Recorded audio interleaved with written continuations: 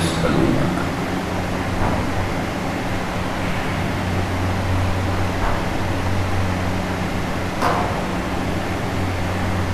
دیکھیے، اعوذ باللہ من الشیطان الرجیم، بسم اللہ الرحمن الرحیم۔ یسألونک ماذا ينفقون قل ما أنفقتم من خير فللوالدين والأقربين واليتامى والمساكين وابن السبيل وما تفعلوا من خير فإن الله به عليم۔ صدق اللہ العظیم۔ ترجمہ دیکھیے، یسألونک ماذا ينفقون۔ اے نبی صلی اللہ علیہ وسلم، یہ لوگ آپ سے پوچھتے ہیں کہ کیا خرچ کریں۔ قل، آپ فرما دیجئے، ما انفقتم من خیر، کہ تم جو بھی خرچ کرو، فللوالدین، تو اس میں والدین کا حق ہے، والاقربین، اور رشتہ داروں کا حق ہے، والیتامى، اور بے باپ کے بچوں کا حق ہے، والمساکین، ضرورت مند محتاجوں کا حق ہے، وابن السبیل، مسافروں کا حق ہے، وما تفعلوا من خیر فإن اللہ بہ علیم، اور تم جو بھی بھلائی کا کام کرتے ہو، یقیناً اللہ تعالیٰ اس کے جاننے والے ہیں۔ یہ آیت سورہ بقرہ کی 215 نمبر کی آیت ہے، اور سورہ بقرہ کے آدھے حصے کے بعد سے اللہ تعالیٰ نے کچھ اعمال کو بیان فرمایا، جیسے دوسرے پارے کا پہلا پاؤ مکمل ہوتے ہی اللہ تعالیٰ نے ابواب البر نقل فرمائے، لیس البر ان تولوا وجوہکم، درمیان میں مسائل آئے، احکام آئے، حج اور عمرے کے بیانات آئے، اسی طریقے سے مینا، مزدلفہ، عرفات کے احکام اللہ نے بیان فرمائے، اور درمیان میں پھر اللہ نے اپنے راستے میں خرچ کرنے کی ترغیب دی۔ آگے اسی مضمون کو دوبارہ بیان کیا جا رہا ہے، اور اس سے پہلے جو آیت تقریباً 11 مہینے پہلے ہم نے پڑھی تھی، اس آیت میں اللہ تعالیٰ نے آزمائشوں کا ذکر فرمایا۔ کیا تم یہ سمجھتے ہو کہ جنت میں ایسے ہی داخل ہو جاؤ گے جبکہ تمہارے پاس اس طرح کی آزمائشیں نہیں آئیں جو آزمائشیں تم سے پہلی امتوں پر آئیں؟ کیا آزمائشیں آئیں؟ ان کو جسمانی، زمینی، آسمانی طور پر آزمایا گیا، یہاں تک کہ وقت کے رسول اور ایمان والے پکار اٹھے کہ اللہ آپ کی مدد کب آئے گی؟ تو گویا کہ اللہ تعالیٰ نے آزمائشوں اور ابتلاءات کے بعد اب آگے آیتوں میں 2 طرح کی چیزیں بیان فرمائی ہیں۔ ایک تو یہی کہ انسان کو اللہ کے راستے میں مال بھی خرچ کرنا ہے، اور اگلی آیتوں میں پھر انسان کو اللہ کے راستے میں جان خرچ کرنے کی ترغیب دی گئی ہے، جہاد کے ذریعے سے، قتال کے ذریعے سے۔ تو پہلی آیت میں مال کے خرچ کرنے کا بیان ہے۔ یہ جو آیت ہے یسألونک، قرآن کریم میں ایسی 17 آیتیں ہیں اور 17 جگہیں ہیں جہاں اس طرح کا مضمون آیا ہے کہ اے نبی، لوگ آپ سے سوال کرتے ہیں، پوچھتے ہیں، معلوم کرتے ہیں۔ 7 مقامات تو اسی سورہ بقرہ کے اندر ہیں، 7، اور ایک سورہ مائدہ کے اندر ہے، ایک سورہ انفال کے اندر ہے۔ یہ 9 سوالات صحابہ کے ہیں، بقیہ جو 8 سوالات ہیں وہ کفار اور مشرکین کے ہیں، جیسے سورہ کہف کے اندر، سورہ بنی اسرائیل کے اندر یسألونک عن ذی القرنین، یسألونک عن الروح، یہ سوالات کافروں کے ہیں۔ اور یہ جو سوالات ہیں یسألونک عن المحیض، یسألونک ماذا ينفقون، اگلی صفحے پر آیت آ رہی ہے یسألونک عن الخمر۔ تو صحابہ نے، اس امت کے صحابہ نے نبی سے صرف 9 سوالات کیے جس کا ذکر قرآن میں آیا ہے، اور بقیہ جو سوالات قرآن میں آئے ہیں وہ کل ملا کر کے 17 ہیں، جن میں سے 8 کافروں کے ہیں۔ تو یہ جو سوال ہے، یہ سوال ایک صحابی کا بھی ہے، اور کچھ اور صحابہ نے بھی حضور پاک صلی اللہ علیہ وسلم سے یہ سوال کیا تھا۔ ایک صحابی تھے حضرت عامر ابن جموح رضی اللہ تعالیٰ عنہ، کافی بڑی عمر کے تھے اور اللہ تعالیٰ نے خوب مال و دولت سے نوازا تھا۔ انہوں نے ایک دن آ کر عرض کیا، یا رسول اللہ، مجھے اللہ تعالیٰ نے مال بھی دیا ہے اور فراوانی بھی دی ہے، عمر کا آخری مرحلہ ہے، اب مجھے کچھ زیادہ دنیا کی حاجت نہیں ہے، میں مال کہاں خرچ کروں، میں مال میں کیا خرچ کروں؟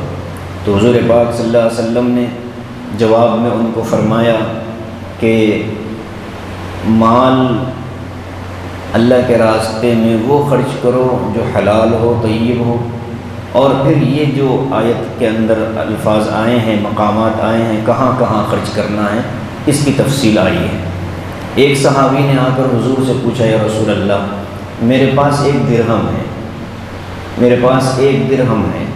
تو حضور نے فرمایا انفق علی نفسک، کہ تو وہ 1 درہم اپنی ذات پر خرچ کر لے۔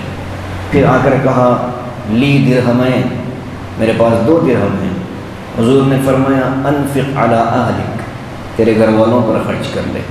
پھر آ کر پوچھا، یا رسول اللہ، میرے پاس 3 درہم ہوں، فرمایا کہ اپنے خادم پر خرچ کر۔ چوتھے فرمایا، یا رسول اللہ، میرے پاس 4 درہم ہیں، تو حضور نے فرمایا کہ اپنے والدین پر خرچ کر۔ پھر فرمایا، یا رسول اللہ، میرے پاس 6 درہم ہیں، تو فرمایا کہ اپنے والدین کے رشتہ داروں پر خرچ کر۔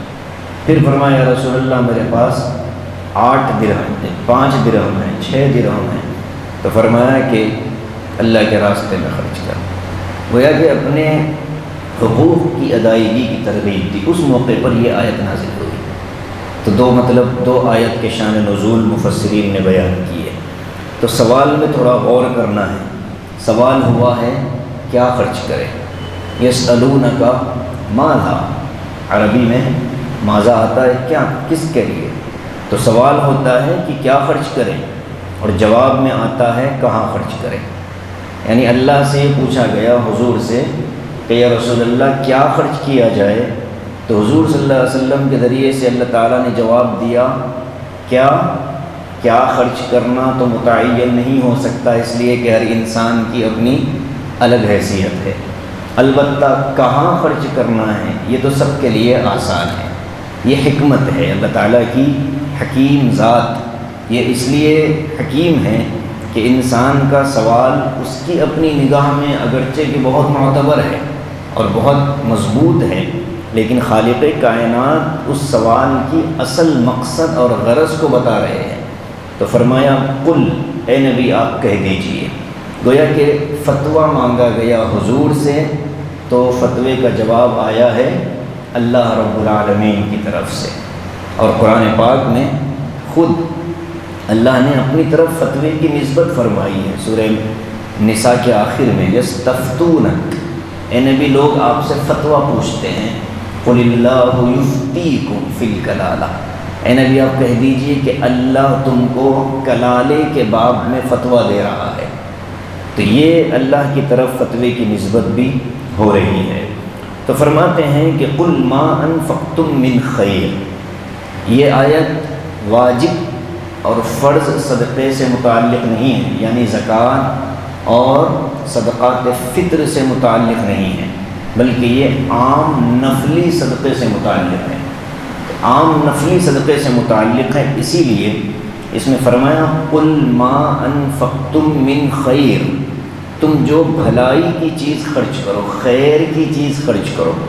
اس کو میں نے آج جمعہ میں بھی اشارتاً بیان کیا کہ اللہ کے راستے میں صرف حلال مال ہی خرچ کیا جا سکتا ہے، شرع اور حرام کو اللہ کے راستے میں خرچ نہیں کیا جاتا۔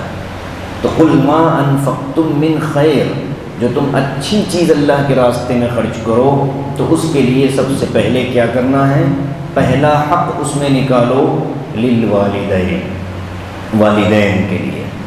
اب یہاں والدین پر خرچ کرنے کا حکم کس انداز میں دیا جا رہا ہے؟ ایک تو یہ ہے کہ والدین کو زکوٰۃ نہیں دی جا سکتی، ایسے ہی والدین اپنی اولاد کو زکوٰۃ نہیں دے سکتے۔ یعنی کوئی باپ، والد، گھر والے اچھے مالدار ہیں اور اولاد کے اندر زکوٰۃ کی سکت نہیں ہے اور خود صاحب نصاب بلکہ مستحق زکوٰۃ ہیں، تو ایسے والدین کے لیے اپنے بچوں کو زکوٰۃ دینا جائز نہیں ہے۔ ایسے ہی بچہ مالدار ہو اور والدین کمزور ہوں تو بچوں کو، والدین کو زکوٰۃ دینے کی گنجائش نہیں ہے، پہلی چیز۔ دوسری چیز، والدین اگر کمزور ہیں، غریب ہیں، مالی استطاعت نہیں ہے، تو ایسے وقت میں بچوں پر ان کی خرچ کی ذمہ داری واجب ہو جاتی ہے۔ اولاد پر والدین کو پر خرچ کرنا واجب ہو جاتا ہے، ضروری ہو جاتا ہے۔ اور پھر اگر والدین اچھے خاصے ہیں، ان کو مالی امداد کی ضرورت نہیں ہے، تو ایسی صورت میں اولاد کے لیے مال کا خرچ کرنا تو ضروری نہیں ہوگا، البتہ حسن اخلاق ضروری ہو جاتے ہیں۔ یعنی ان کے ساتھ اچھی گفتگو اور ملاقات، اگر ساتھ ہوں تو کوئی بات نہیں، نہ ہوں تو وقفے وقفے سے ملاقات کے لیے حاضر ہونا۔ تو یہ ہیں خرچ کرنے ہی کا ایک باب کہ والدین اچھے ہیں، مالدار ہیں، تو ان کی مالی خدمت کر کے یا سال میں ایک کوئی تحفہ ان کو بھیج کر اولاد یہ نہ سمجھے کہ ہم ان کے حق سے دستبردار ہو رہے ہیں، نہیں، اب ان کو مال کی ضرورت نہیں ہے بلکہ ان کو اب اخلاق کی اور سہارے اور ہمدردی کی ضرورت ہوتی ہے۔ تو پہلی چیز فرمایا والدین، دوسرے فرمایا والاقربین، رشتہ دار۔ یہ کس کے رشتہ دار؟ یہاں بھی اسلام نے ترتیب دی ہے۔ پہلا حق والدہ کے رشتہ داروں، والدین کے رشتہ داروں کا پہلا حق ہے، یعنی اپنے ددیالی رشتہ دار اور پھر ننیالی رشتہ دار، اس لیے کہ ہمارا رشتہ بنتا ہے ددیال اور ننیال سے، والدین کے توسط سے، اور اس لیے اقربین سے مراد والدین کے رشتہ دار ہوں گے، یعنی ہمارے والدین کے جو دو اصلی خاندان ہیں، ان کے بھائی بہن ہیں، ان پر خرچ کیا جائے گا، جیسے چچا، چاچی، چچا، تایا، پھوپھو، اور اس طرف بعد میں خالہ اور ماموں، ان لوگوں پر خرچ ہوگا، اور پھر اس کے بعد ان کی اولادوں پر خرچ ہوگا، چچا زاد بھائی، تایا زاد بھائی، پھر ماموں زاد بھائی اور پھوپھی زاد بھائی، اس طرح کی ترتیب ہے۔ اور اس کے بعد نمبر آتا ہے اپنے رشتہ داروں کا۔ اب ہمارے اپنے رشتہ دار کون؟ ہمارے اپنے بھائی ہیں، ہماری اپنی بہنیں ہیں۔ اگر ایک بھائی اچھے متمول ہیں، مالدار ہیں، تو دوسرے بھائیوں کے ساتھ ان کو خیال کرنا پڑے گا۔ ایسے ہی سسرال پر خرچ کرنا، اگر کوئی سسرال پر اپنا مال لگا رہا ہے، اگر وہ مستحق ہیں، تو یہ بھی بہت بڑا صدقہ ہے۔ اگر مال لگانے کی طاقت نہیں ہے تو اخلاقی طور پر ان کی امداد کر دینا اور ان کے ساتھ حسن سلوک سے پیش آنا، یہ ساری چیزیں اس کے اندر داخل ہوتی ہیں۔ میں نے اس سے پہلے بھی بارہا یہ بات عرض کی ہے کہ انفاق کا مطلب صرف مال خرچ کر دینا نہیں ہوتا، بلکہ غریب بھی انفاق کر سکتا ہے۔ سخاوت کا مطلب صرف پیسہ لٹانا نہیں ہوتا، بلکہ غریب سے غریب مسلمان بھی سخی بن سکتا ہے اخلاق کے مظاہرے کے ساتھ۔ غریب ہے، دوسروں کے ساتھ اچھے اخلاق سے پیش آ جائے، رشتہ داروں کے ساتھ یہ اس کے لیے سخاوت ہے، یہ اس کے لیے مالداری سے زیادہ بڑی چیز ہے۔ دوسرے نمبر پر اقربین، تیسرے نمبر پر یتیم۔ یتیم شرعی یتیم وہ ہوتا ہے جو نابالغ بچہ یا بچی ان کے والد کا انتقال ہو جائے، اس کو یتیم کہتے ہیں انسانوں کے اندر۔ میں نے اس سے پہلے بھی کہا کہ جانوروں میں یتیم وہ ہے جس کی ماں مر جائے، اور انسانوں میں یتیم وہ ہوتا ہے جس کے باپ کا انتقال ہو جائے، لیکن شرط یہ ہے کہ وہ نابالغ ہو۔ جب وہ بالغ ہو جائیں تو اب اس کو یتیم نہیں کہا جا سکتا، بلکہ وہ خود اب ایک ذمہ دار فرد بن چکا ہے، اس کا نکاح کریں تو وہ صاحب اولاد ہو جائے گا۔ تو اس لیے یتیم کی جو لمٹ ہے وہ بلوغت تک کی ہے۔ بالغ ہو جانے کے بعد کسی بچے کو یتیم بچہ نہیں کہہ سکتے۔ وہ لوگ بوڑھے ہو جاتے ہیں اور خود کو یتیم ہی گردانتے ہیں، تو یہ بھگت کی ہمدردی حاصل کرنے کے لیے کی جانے والی حرکتیں ہیں، ورنہ شریعت نے یتیم کی ایک لمٹ بنائی ہے، اس لمٹ ہی کے اندر کے فرد کو یتیم کہا جائے گا۔ یتیم پر خرچ کرنا، یتیم پر خرچ کرنے کی دو شکلیں، ایک تو یہ شکل کہ اپنے خاندان کا کوئی یتیم ہو جس کے والد کا انتقال ہو جائے، بھائی ہے، بہن ہے، تو ان پر خرچ کرنا زیادہ ضروری ہو جاتا ہے۔ صحابہ کے پاس معمول کیا تھا، لوگ جہاد میں جاتے تھے، شہید ہو جاتے تھے، اب ان کے جو معصوم بچے ہوتے تھے ان کو صحابہ اپنی کفالت میں لے لیتے تھے، کہتے تھے کہ میں ان کی نگرانی کروں گا، ذمہ دار بن جاؤں گا۔ تو ایسے یتیموں پر خرچ کرنے کی بہت بڑی فضیلت ہے۔ آج کل ایسے یتیم کہیں نظر نہیں آتے، ہاں کہیں کوئی دینی مدرسہ ہو اور وہاں حقیقی معنی میں غریب خاندان کے بچے ہوں اور پھر اس میں کوئی یتیم ہو تو اس کو تلاش کر کے خرچ کرنے کی بھی فضیلت وہی ہوگی۔ اب آگے فرمایا مساکین، مسکین کہتے ہیں ایسے انسان کو جس کے پاس کھانے کے لیے کھانا نہ ہو، ضرورت کے بقدر بھی اس کے پاس انتظام نہ ہو، ابھی رات کا وقت ہے تو رات کے کھانے کا انتظام بھی اس کے پاس نہ ہو، اس کو کہتے ہیں مسکین۔ ایسے مساکین کو تلاش کر کے ان پر خرچ کرنا، ان کے کھانے پینے کا نظم کرنا، بیمار ہو جائیں تو علاج کا انتظام کرنا، یہ ساری چیزیں اس کے اندر داخل ہیں۔ آگے فرمایا وابن السبیل، مسافر۔ مسافروں کے اندر کون ہیں؟ سب سے پہلے نمبر پر آتے ہیں مہمان۔ حضرت مولانا مفتی شفیع صاحب رحمۃ اللہ علیہ نے اس فہرست میں سب سے پہلے نمبر پر مسافرین میں مہمانوں کو رکھا اور فرمایا کہ اللہ تعالیٰ نے اپنے نبی کو حکم دیا کہ جو آدمی اللہ پر اور یوم آخرت پر ایمان رکھتا ہے فَلْيُكْرِمْ ضَيْفَهُ، اس کو چاہیے کہ اپنے مہمان کا اکرام کرے۔ اب مہمان کے اکرام کی 3 شکلیں ہیں۔ پہلی شکل، ایک دن تک مہمان کی خوب خاطر تواضع کرنا، یہ مطلوب ہے، محمود ہے، پسندیدہ ہے۔ خاطر تواضع کا مطلب عام کھانوں سے ہٹ کر اعزاز اکرام کے ساتھ اس کو کھانا کھلانا، چینی کے برتن نکلوا لیے جائیں، شیشے کے گلاسوں میں پانی پلا دیا جائے، اور عام گھر کے کھانوں سے ہٹ کر کے عمدہ غذائیں ایک دن تک، یہ اس کے لیے اعلیٰ درجے کا اکرام ہے اور یہ مطلوب ہے شریعت کے اندر۔ 3 دن تک مہمان کے لیے حسن سلوک کرنا یہ ضروری ہے، یعنی تیسرے دن تک مہمان آ جائے، 3 دن اگر مہمان گھر میں ہے 3 دنوں تک اس کے خاطر تواضع کی تو ضرورت نہیں، لیکن حسن سلوک ضروری ہے۔ ان دونوں میں ہلکا سا فرق ہوتا ہے، یعنی پہلے دن مہمان کو ہم نے عام کھانوں سے ہٹ کر مرغن کھانا کھلا دیا، اب دوسرے دن وہ لیول مینٹین کرنا ضروری نہیں ہے، لیکن ایسا بھی نہیں کہ بالکل دال اور چٹنی رکھ دی جائے، اس کی بھی گنجائش نہیں۔ 3 دن کے بعد اب وہ تمہارے گھر کا فرد بن چکا ہے، اب تم اس کو اور ہم اس کو اپنے حساب سے اپنے گھر کی دال اور اپنے گھر کا چاول کھلائے۔ اب اگر مہمان ناراض ہوتا ہے تو وہ اس کے لیے آخرت کی پکڑ کا سبب بنے گا۔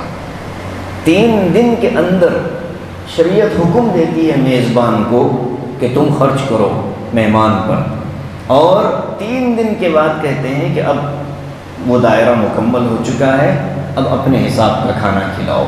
اب ہم اگر غور کریں کتنا ہی قریبی مہمان کیوں نہ ہو، 3 دن کے بعد میزبان بھی تھک جاتا ہے کہ یار اب بس ہمارے اپنے حساب کا کھانا بنے گا، کھلائیں گے تو وہ بھی خوش اور ہم بھی خوش، بار بار آپ ترغیب دیں گے تو پھر معاملہ بگڑ سکتا ہے۔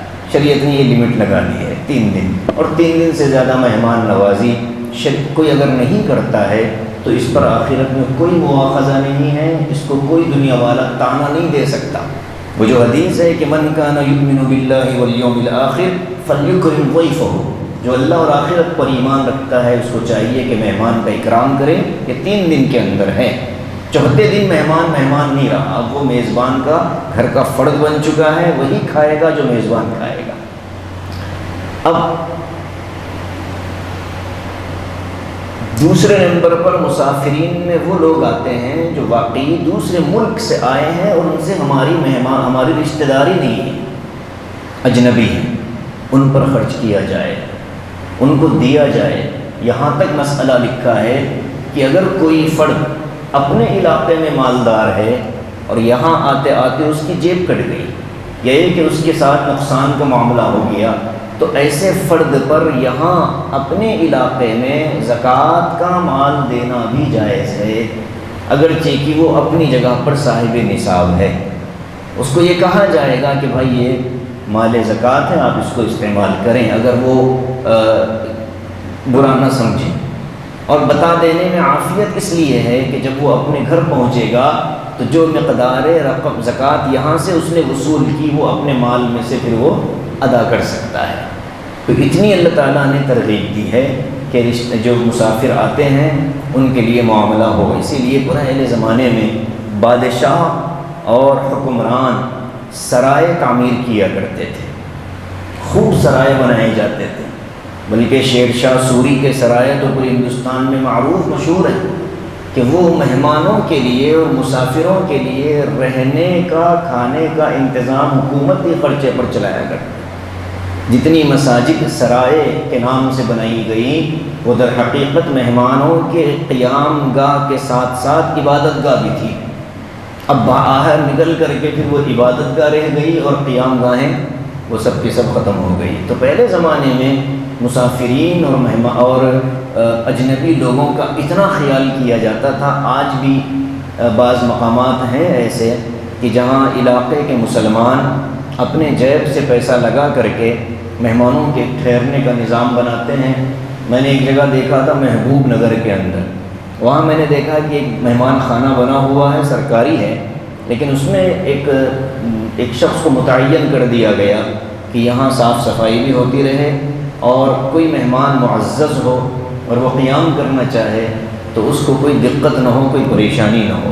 تو وہ اچھا نظام چلا رہے ہیں، اور اس میں کوئی تخصیص نہیں ہے کہ مسلمان ہی مہمان ہو، یعنی مسافر ہو یا غیر مسلم مسافر ہو، کوئی بھی مسافر اس میں آ سکتا ہے اور وہ قیام کر سکتا ہے۔ بعض علاقوں میں مسافر خانے کے نام سے عمارتیں بنی ہوئی ہیں، جیسے وجے واڑہ کے اندر بنی ہوئی ہیں۔ تو یہ ساری چیزیں ہماری دین کا اور تہذیب کا حصہ تھی، بعد میں پھر ہم نے اس کو اپنی تہذیب سے باہر نکال دیا۔ تو ان مدات پر خرچ کرنا شریعت میں پسندیدہ ہے۔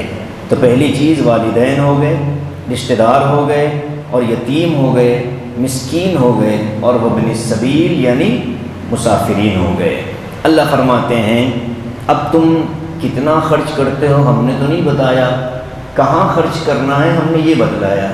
اب تم جو خرچ کرو گے، وما تفعلوا من خیر، جو خرچ کرو گے فإن اللہ بہ علیم، اللہ تعالیٰ خوب جاننے والے ہیں، تمہارے خرچ کے اعتبار سے اللہ تم کو بدلہ عطا فرما دیں گے قیامت کے دن۔ بات مکمل فرما دی اللہ نے۔ سوال ہوا کیا خرچ کرنا ہے، اللہ نے فرمایا کہ یہاں خرچ کرو، اور پھر آخری میں فرمایا یہاں جو بھی خرچ کرو گے اللہ جاننے والا ہے۔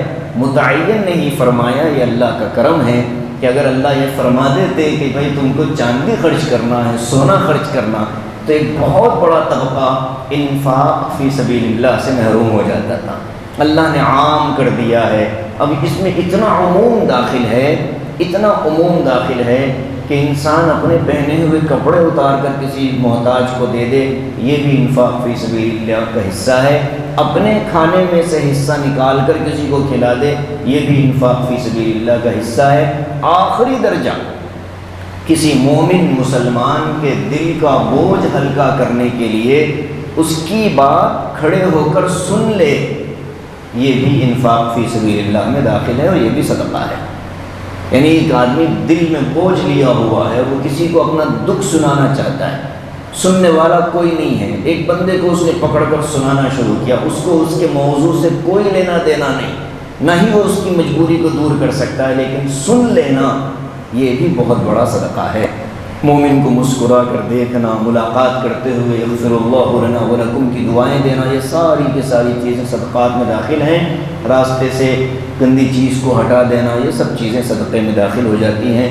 خرچ کرنے والا مالدار ہونا ضروری نہیں ہے، دلدار ہونا ضروری ہے۔ جب اس کا دل وسیع ہوگا، جیب میں پیسہ نہ بھی ہو تو وہ اپنے جسم کے ذریعے سے، اپنے اعمال اور اخلاق کے ذریعے سے لوگوں کی ضرورت کو پوری کر سکتا ہے۔ اللہ تعالی ہم سب کو انفاق کا صحیح معنی اور مطالب سمجھنے کی توفیق نصیب فرمائے۔ ایک آیت تھی جس میں مال کے خرچ کرنے سے متعلق مضمون گزرا ہے، اگلی آیت میں جان کے خرچ کرنے سے متعلق مضمون آیا ہے، اور یہ آیت جہاد کی فرضیت والی آیت ہے۔ کتب علیکم القتال، جیسے رمضان میں فرمایا کتب علیکم الصیام کہ تم پر روزے فرض کیے گئے، ایسے ہی فرمایا کتب علیکم القتال، تم پر جہاد کو بھی فرض کیا گیا ہے۔ انشاءاللہ اگلے درس میں اس کو پڑھیں گے۔ اللہ تعالیٰ نے ایک موقع دیا ہے کہ جو درس موقوف ہو گیا تھا، اللہ نے محض اپنے فضل و کرم سے اس کو دوبارہ شروع فرمایا ہے۔ بس یہ ایک ہی عمل رہ گیا تھا جو یہاں شروع نہیں ہوا تھا، اللہ نے اپنے فضل سے اس کو بھی جاری کر دیا ہے۔ اللہ پاک پورا قرآن پڑھنے سننے کی ہم سب کو توفیق نصیب فرمائے۔ آمین وآخر دعوانا ان الحمد للہ رب العالمین۔ جی صاحب، کوئی سوال پوچھنا ہو تو پوچھ سکتے ہیں۔